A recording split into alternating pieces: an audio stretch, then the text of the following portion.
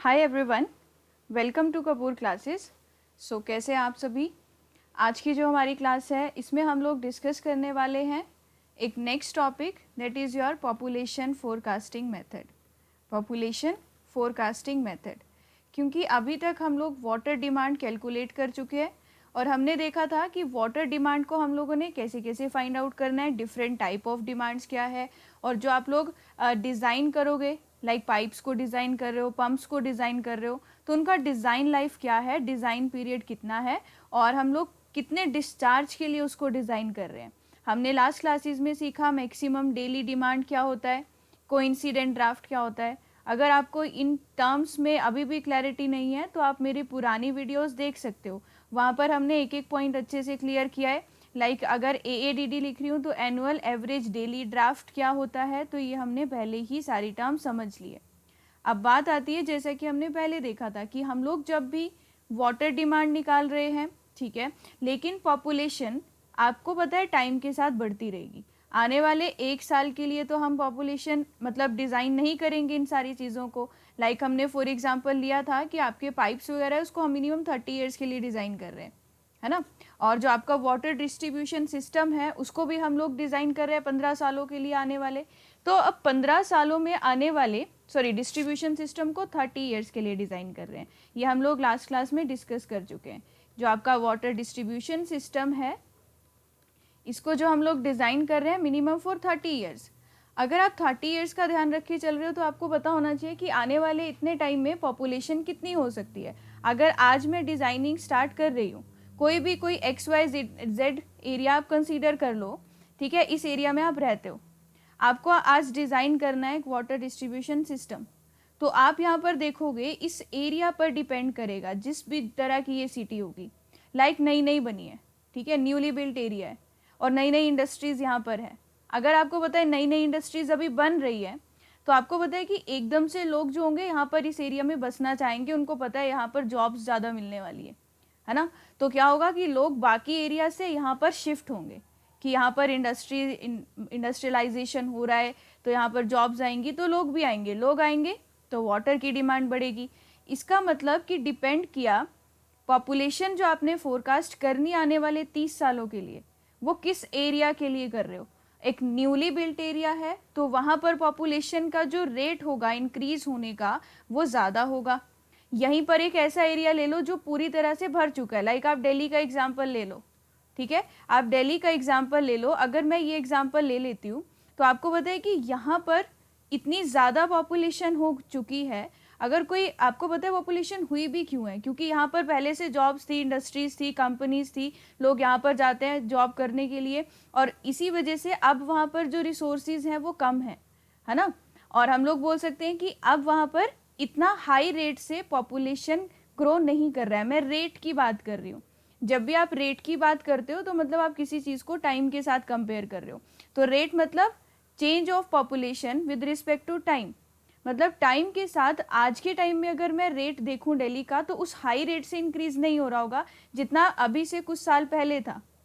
और अभी हम लोग इसीलिए अगर आप यहाँ पर न्यू दिल्ली देखो तो न्यू दिल्ली अभी अभी बना है, वह नई इंडस्ट्रीज़ हैं, वहाँ पर क्या होगा, लोग ज़्यादा बस रहे हैं, वहाँ पर डेवलपमेंट स्टार्ट हुई है। तो इसका मतलब कि वहाँ पर अगर रेट निकालूंगी पॉपुलेशन इंक्रीज होने का तो वो अलग होगा। एक ओल्ड सिटी को न्यू सिटी से कंपेयर करो तो दोनों एरियाज में पॉपुलेशन फोरकास्ट करोगे तो अलग मेथड रहेगा। तो सबसे पहली चीज़ तो हमारे पास आती है, जो हम पॉपुलेशन फोरकास्ट कर रहे हैं वो एक जहाँ भी जिस भी एरिया की आप कर रहे हो वो पुरानी एरिया है या नया एरिया है, या फिर हम इन दोनों के बीच वाला कंसीडर कर सकते हैं, ना ज़्यादा पुराना है ना ही नया नया बना है। फॉर एग्जाम्पल आप यहाँ पर न्यू चंडीगढ़ कंसीडर कर लो। अब चंडीगढ़ में मैक्सिमम चीज़ें फिल हो चुकी है ना, तो अब न्यू चंडीगढ़ बन रहा है, तो अब वो जो बनेगा उसके लिए आपको वाटर डिस्ट्रीब्यूशन सिस्टम डिज़ाइन करना होगा। अगर आप डिज़ाइन कर रहे हो सिस्टम तो अब किन फैक्टर्स को कंसीडर करेंगे। ऑब्वियस सी बात है कि यहाँ पर अगर इंडस्ट्रीज आती हैं, कोई भी कंपनीज आती है तो लोग यहाँ पर आएंगे। Initially rate of increase of population वो ज़्यादा होगा, बाद में वो रेट कांस्टेंट हो जाएगा, धीरे धीरे डिक्रीज करने लग जाएगा। डिक्रीज करने का मतलब कि आप ज़्यादा लोग यहाँ पर नहीं आ रहे हैं क्योंकि जितना भी एरिया था मैक्सिमम यहाँ पर भर चुका है, ठीक है। अब हम लोग यहाँ पर देखते हैं पॉपुलेशन फोरकास्टिंग। तो पॉपुलेशन फोरकास्टिंग जो हम लोगों को करनी है, आपने एक फैक्टर तो देख लिया, पहले ये देखना पड़ेगा कि जिस भी एरिया में हम पॉपुलेशन फोरकास्ट कर रहे हैं वो बहुत पुराना है या फिर नया है। तो हम लोग अलग अलग मेथड्स यहाँ पर यूज़ करेंगे पॉपुलेशन को फोरकास्ट करने के लिए। और पॉपुलेशन फोरकास्टिंग टॉपिक में सबसे पहले जो हम लोग यहाँ पर डिस्कस करते हैं that is your logistic curve. Logistic curve, अब ये लॉजिस्टिक कर्व क्या होता है, देखो जो आपको मैंने चीज़ थ्योरेटिकली बताई वो हम लोग ग्राफिकल फॉर्म में समझ सकते हैं। मान लीजिए ये ग्राफ है और आपका जो वाई एक्सिस है वो रिप्रेजेंट कर रहा है पॉपुलेशन। वाई एक्सिस पॉपुलेशन, ध्यान रहे ये पॉपुलेशन है, रेट ऑफ मतलब रेट नहीं शो कर रही हूँ, सिर्फ पॉपुलेशन लिखा है। और मान लीजिए ये जो आपका एक्स एक्सिस है इसमें हम लोग टाइम शो कर रहे हैं और टाइम डिकेड्स में है, ठीक है। डिकेड्स मतलब 10 साल, जो आपका 10 साल होता है 10 ईयर्स मिलाकर बनते हैं आपका 1 डिकेड। तो अब मैंने आपको जैसे एग्जांपल दिया न्यू चंडीगढ़ है, वहाँ पर जब डेवलपमेंट स्टार्ट होगी धीरे धीरे initially rate of increase of population ज़्यादा होगा। तो rate of increase of population initially ज़्यादा होगा, उसके बाद ये कुछ टाइम के लिए कांस्टेंट हो जाएगा और एक टाइम ऐसा आएगा कि रेट इंक्रीज होने की बजाय पॉपुलेशन का रेट अब डिक्रीज करने लग जाएगा। इन तीनों टर्म्स को जो अभी आपको बोली, तीनों को हम इस ग्राफ में समझेंगे। मान लीजिए कोई न्यूली बिल्ट एरिया था, इनिशियली आप देख रहे हो ये कर्व यहाँ से यहाँ तक गया तो एकदम हाई रेट से इंक्रीज हुआ। हाई रेट से इंक्रीज हुआ मतलब rate of increase of population with respect to time, it directly proportional to P लिख सकते हैं कि रेट क्या है, एक जैसे जैसे आपकी पॉपुलेशन बढ़ रही है इनिशियली जैसे जैसे टाइम बढ़ रहा है वैसे वैसे पॉपुलेशन भी बढ़ रही है ना। अब एक पॉइंट ऐसा आया, इसको ए मान लेते हैं, ए से लेकर बी पॉइंट तक अगर हम देखें कि रेट ऑफ इंक्रीज कितना है तो उतना हाई रेट से इंक्रीज नहीं हुआ जितना इनिशियली 0 से ए तक हुआ था। तो यहाँ पर एक बी पॉइंट मान लिया और सी में आपको क्या दिख रहा है, अब ये जो रेट है ये हमारा डिक्रीज होने लग गया है। इसी रेट को थीटा एंगल की फॉर्म में समझ सकते हो। अब डी बाई डी अगर मैं लिख रही हूँ तो इसको हम लोग क्या बोल सकते हैं, स्लोप, ठीक है। स्लोप क्या होता है, टेंजेंट थीटा। अगर मैं यहाँ पर स्लोप निकालूँ इस पॉइंट पर स्लोप निकालो ये θ1 है, इस पॉइंट पर स्लोप निकालो ये θ2 है, तो इन दोनों के बीच रिलेशन क्या होगा, इनिशियली हाई रेट से इंक्रीज हो रहा है तो आप देखोगे θ2 इज ग्रेटर देन θ1। ए से लेकर बी तक जो रेट है वो आपका कांस्टेंट हो गया है, इंक्रीज नहीं हो रहा है, रेट जो है आपका वो कांस्टेंट हो गया है। अगर इस पॉइंट पर मैं θ1 निकालूं, इस पॉइंट पर θ2 निकालूं तो अप्रॉक्सीमेटली θ1 और θ2 एक दूसरे के बराबर आएंगे। उसी तरह यहाँ पर अगर मैं 2 पॉइंट्स कंसीडर कर लेती हूँ तो यहाँ पर अगर 2 पॉइंट्स निकालो तो ये आपका अगर θ1 है ये θ2 है, आपको दिख रहा है कि ग्राफ आपको डिक्लाइनिंग आगे तरफ जा रहा है, तो ये जो θ2 की वैल्यू होगी यहाँ पर वो कम होगी एज कम्पेयर टू θ1। तो अगर इसको हम लोग ग्रोथ कर्व कह रहे हैं, अभी जो कर्व बनाया है वो पॉपुलेशन वर्सेस टाइम है। अब मैं यहाँ पर इसी कर्व में क्या शो कर रही हूँ, रेट मतलब dp बाय dt वाली टर्म। तो आप क्या देख रहे हो, इनिशियली 0 से लेकर a तक जो रेट था पॉपुलेशन इंक्रीज होने का वो ज़्यादा था। हमने पहले ही कंसीडर कर लिया कि कोई न्यूली बिल्ट एरिया होगा तो वहाँ पर इनिशियली हाई रेट से पॉपुलेशन इंक्रीज होगी। तो मैं यहाँ पर अब रेट का कर्व बना रही हूँ, तो इनिशियली 0 से लेकर ए पॉइंट तक हाई रेट से पॉपुलेशन बढ़ी, ए से लेकर बी तक वो कांस्टेंट रही, और जब मैं सी पॉइंट देख रही हूँ तो पॉपुलेशन का रेट अब डिक्रीज कर रहा है, तो ये वाला कर्व कुछ इस तरीके से बनेगा। तो ये जो मैंने ब्लू कलर का कर्व बनाया ये क्या शो कर रहा है, dp by dt, rate of change of population, ठीक है। तो इनिशियली पॉपुलेशन हाई रेट से इंक्रीज करी, ये ए पॉइंट है, फिर उसके बाद बी तक ये कांस्टेंट हो गया और कांस्टेंट होने के बाद ये सी पॉइंट पर वो डिक्रीज करने लग गई। तो इस कर्व को हमने 3 पार्ट्स में डिवाइड कर दिया। अब कौन से एरिया के लिए कौन सा मेथड आप यूज़ करते हो पॉपुलेशन फोरकास्ट करने के लिए वो अभी आगे समझेंगे। अब बात आती है कि पॉपुलेशन जो इंक्रीज या डिक्रीज होना ये किन किन फैक्टर्स पे डिपेंड करता है। लाइक जो आपकी जो ग्रोथ है, यहाँ पर ग्रोथ ऑफ पॉपुलेशन वो किन किन फैक्टर्स पे डिपेंड करती है, तो वो हम लोग देखते हैं, डिपेंड्स अपॉन। तो सबसे पहला फैक्टर हम यहाँ पर क्या कंसीडर कर सकते हैं, ग्रोथ रेट। अब अगर आप ग्रोथ रेट देखो, कोई एरिया है ना, एनालाइज करो ग्रोथ रेट जहाँ पर डेवलपमेंट अभी अभी डेवलपमेंट वहाँ पर हुई है, नई नई डेवलपमेंट हुई है। अगर नई नई डेवलपमेंट हुई है तो इनिशियली ग्रोथ रेट क्या होगा, ज़्यादा होगा, है ना, ग्रोथ रेट ज़्यादा होगा। अगर डेवलप हो चुका है वो एरिया तो ग्रोथ रेट कम होगा। दूसरी चीज़ पे डिपेंड करता है डेथ रेट। डेथ रेट से आप क्या समझ सकते हो, अगर वो डेवलप्ड एरिया है, अच्छे से डेवलप हो चुका है, तो ऑब्वियस सी बात है वहाँ पर मेडिकल फैसिलिटीज़ अच्छी होंगी, और अगर मेडिकल फैसिलिटीज़ अच्छी हैं तो इसका मतलब है कि उस एरिया में डेथ रेट कम हो जाएगा। अगर डेथ रेट कम होगा तो पॉपुलेशन का जो dp/dt वाला कर्व था वो डिक्रीजिंग उतना ज़्यादा नहीं होगा, ठीक है। थर्ड, ये डिपेंड करता है माइग्रेशन पर। Third factor is your migration. तो माइग्रेशन में हम लोग क्या कंसीडर कर सकते हैं, लाइक इसमें हम लोग ले सकते हैं इंडस्ट्रियलाइजेशन एंड रिसोर्सेज। इसमें हम कंसीडर कर सकते हैं इंडस्ट्रियलाइजेशन एंड रिसोर्सेज। तो यहाँ पर वही सेम एग्जांपल, अगर कोई न्यू सिटी है तो वहाँ पर आपका ज़्यादा न्यू सिटी है तो ज़्यादातर लोग उधर की तरफ शिफ्ट करेंगे, है ना, क्योंकि वहाँ पर ज़्यादा जॉब्स होंगी, ज़्यादातर लोग उस एरिया में जाएंगे, तो वहाँ पर शिफ्ट होंगे तो रेट जो होगा पॉपुलेशन का वो बढ़ जाएगा। तो ये कुछ फैक्टर्स थे जो ग्रोथ ऑफ पॉपुलेशन को अफेक्ट कर रहे हैं। अब बात आती है कि हम लोग कौन कौन से मेथड्स हैं जिनका यूज़ करते हैं पॉपुलेशन को फोरकास्ट करने के लिए। Methods of population forecasting, methods of population forecasting.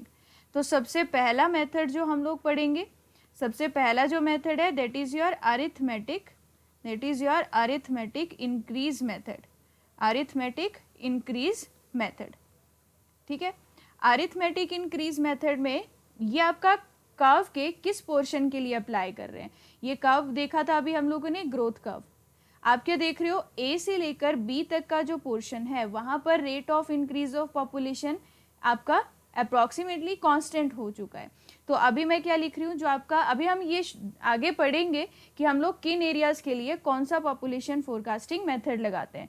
तो अरिथमेटिक इंक्रीज मेथड में जो आपका rate of increase of population है वो जनरली हम क्या कंसीडर करते हैं, constant, dp/dt is equals to constant.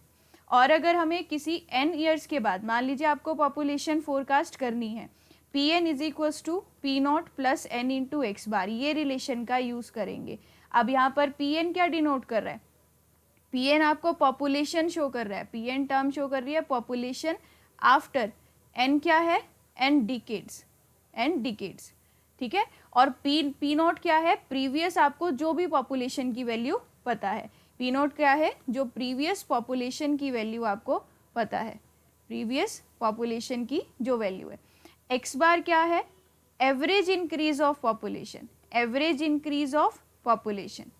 तो अब ये एवरेज इंक्रीज ऑफ पॉपुलेशन जो है वो हम लोग कैसे निकालेंगे, बिल्कुल सिंपल है। छोटा सा एग्जांपल ले लो, आपके पास यहाँ पर पॉपुलेशन दे रखी है, ईयर्स दिए हुए 1970, 1980, 1990, ईयर आपके पास 2000 और 2010। पॉपुलेशन दे रखी है आपके पास 25, 50, आप 100 ले लो इसको, ये 175 है, मान लो 200। आपने क्या निकालना है, इंक्रीज इन पॉपुलेशन। इंक्रीज कैसे निकलेगा, 1970 से 80 के लिए कितना इंक्रीज हुआ पॉपुलेशन का, 25 का। 1980 से 1990 तक कितना इंक्रीज हुआ, 50। यहाँ पर कितना इंक्रीज हुआ, 75, और ये कितना इंक्रीज हुआ, 25। तो आप देख रहे हो कि मेरे पास डेटा दे रखा है नंबर ऑफ ईयर्स का, आपको एवरेज इंक्रीज निकालना है पॉपुलेशन का। इन सारी इंक्रीज का एवरेज ले लो, आपके पास एवरेज इंक्रीज निकल जाएगा। तो एक्स बार कैसे निकालोगे, 25 plus 50 plus 75 plus 25 divided by 4 करके, मतलब कि जो पॉपुलेशन का रेट इंक्रीज कर रहा है वो 43.75 पर डिकेड इंक्रीज हो रहा है। और पर डिकेड मतलब 10 सालों में इस रेट से पॉपुलेशन इंक्रीज हो रही है। आपके पास डेटा दिया है 1970 से 1980, मुझे बोल दिया है कि पॉपुलेशन ईयर 2020 में निकालो। तो फॉर्मूला क्या देखा, Pn is equals to P0 plus n into x bar. n represent कर रहा है यहाँ पर नंबर ऑफ डिकेड। तो एक काम करते हैं, P0 हमें गिवन है, P0 कितना गिवन है, 200। तो 200 plus n into x bar, n मतलब नंबर ऑफ डिकेड्स। 2010 से 2020 तक कितने साल हुए, 10 साल, 10 ईयर्स। 10 ईयर्स मतलब 1 डिकेड।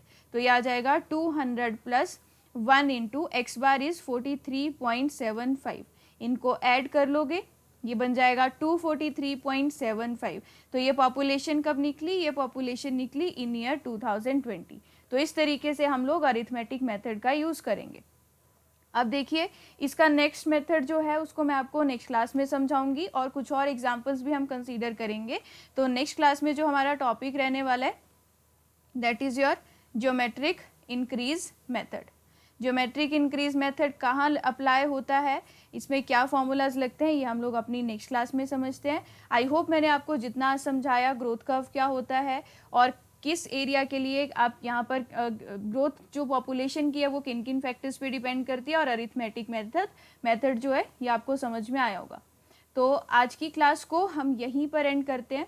और आप लोगों को ये जो क्लास है अगर चीज़ें समझ में आई हैं तो ज़रूर वीडियो को लाइक करना, ठीक है। और अगर कोई अलग से टॉपिक आप मुझसे पढ़ना चाहते हो तो कमेंट सेक्शन में ज़रूर बताना कि अगर कोई भी टॉपिक अगर आप सिविल इंजीनियरिंग का मुझसे यहाँ पर पढ़ना चाहते हो। और जल्दी से इस चैनल को सब्सक्राइब कर लो ताकि आपको नोटिफिकेशन मिल जाए जब भी एक नई वीडियो यहाँ पर आउट होती है। और साथ ही साथ आप प्लेलिस्ट में सारी की सारी वीडियोस सीरीज़ में देख सकते हो ताकि आपका ये सब्जेक्ट बहुत अच्छे से प्रिपेयर हो जाए आने वाले कॉम्पिटिटिव एग्ज़ाम के लिए। So thank you everyone.